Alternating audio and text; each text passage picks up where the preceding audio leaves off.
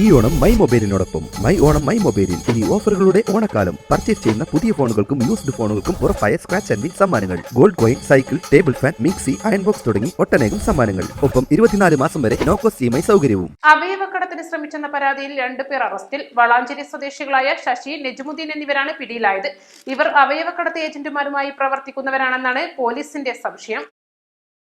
വൃക്കയെടുക്കാൻ ശ്രമിച്ചെന്ന കടയ്ക്കാവൂർ സ്വദേശിനി നൽകിയ പരാതിയിലാണ് അറസ്റ്റ്. ASP ദീപക ധൻകറിന്റെ നേതൃത്വത്തിലുള്ള പ്രത്യേക അന്വേഷണ സംഘം മലപ്പുറത്തു നിന്നാണ് പ്രതികളെ പിടികൂടിയത്. യുവതിയെ സംഘം എറണാകുളത്തെ സ്വകാര്യ ആശുപത്രിയിൽ എത്തിച്ച് പരിശോധനയ്ക്ക് വിധേയയാക്കിയതായി പോലീസിന് വിവരം ലഭിച്ചിട്ടുണ്ട്.